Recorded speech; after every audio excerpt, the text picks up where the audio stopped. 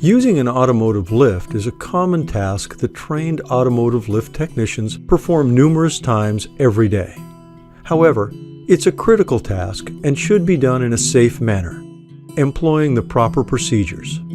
There are many hazards to be avoided to reduce the risk of damage to customer vehicles and injury or death to technicians. This video is an aid to point out some of the dangers involved and the proper procedures required to operate an automotive lift safely.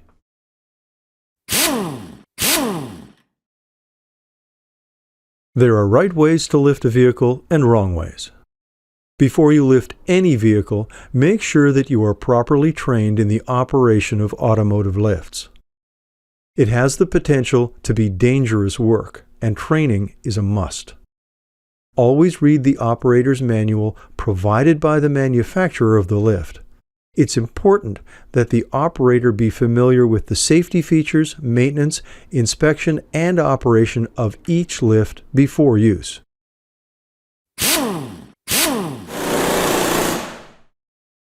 Check that your lift has been safely inspected by a qualified lift serviceman within the past year. Most automotive lift service companies affix a decal to the lift that states when the next inspection is due.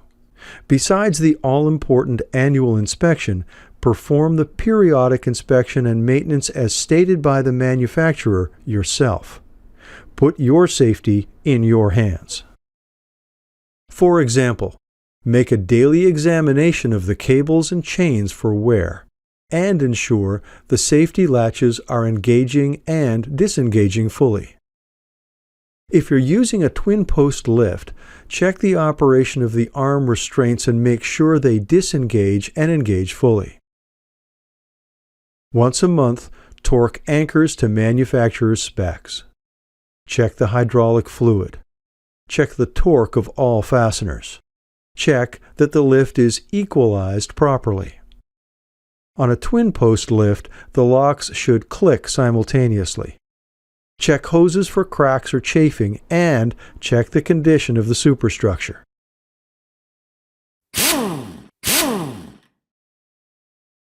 Only a trained operator who has performed the manufacturer's recommended maintenance and inspection on a lift that has been inspected by a lift service specialist is ready to lift a vehicle.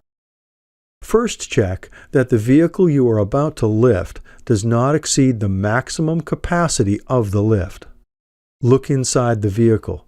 Check for unexpected loads. Never lift a vehicle that has a heavy load inside.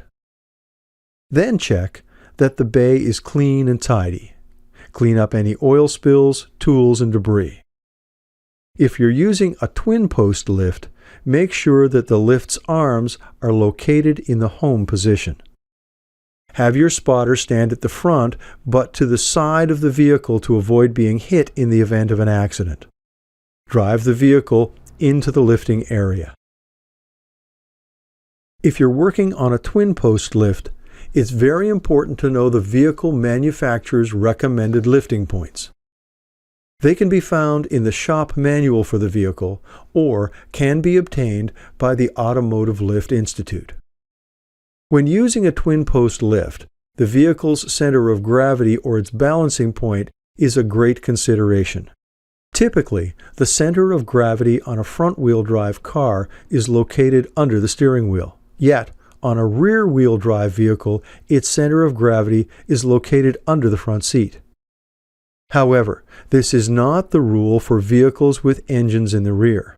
The center of gravity is a great cause for concern in using a twin-post lift and has to be spotted midway between the front and rear arms.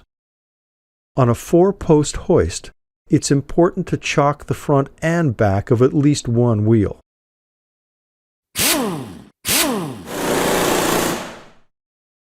With the vehicle in position, you are now ready to lift. Activate the lift's ascend controls. The lift's controls are hold to run style or momentary, which means the action should stop when you let go of the button or valve. On a twin post hoist, raise the lift so that the pads are 1 inch from the vehicle's lifting points. Check the lifting points. If they're aligned, raise the lift until the vehicle is 1 foot from the ground. Recheck the lifting points. If they remain aligned, go to the rear of the vehicle and shake it moderately. Recheck the lifting points. If all is good, raise the lift to the desired working height. Never look away from a vehicle in motion. Always be aware and constantly survey the lifting vehicle. Listen for the locking latches. When you achieve your correct lift height, you must now lower the lift onto the safety latches.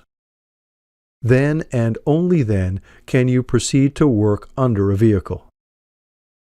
If your work includes any heavy lifting, prying, pulling, or you're going to remove a large component, you must use 4 appropriately rated jack stands.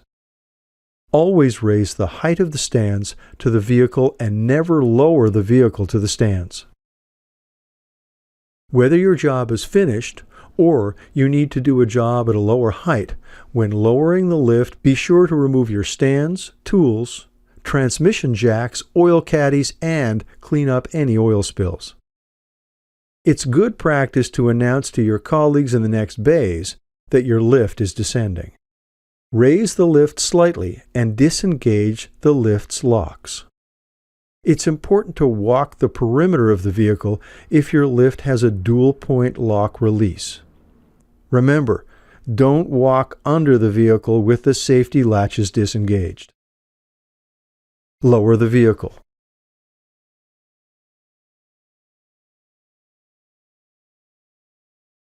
Return arms to the home position and drive out of the bay knowing the job was safely done.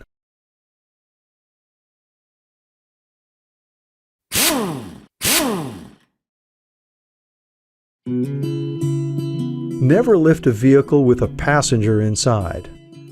Never allow customers into your bay area. Never try to support a fallen vehicle. Clear the area and announce the danger to others. Never use a damaged lift. Never use less than 4 arms on a twin-post lift to lift a vehicle. Never jury-rig the momentary controls or locking latches. Never use homemade adapters.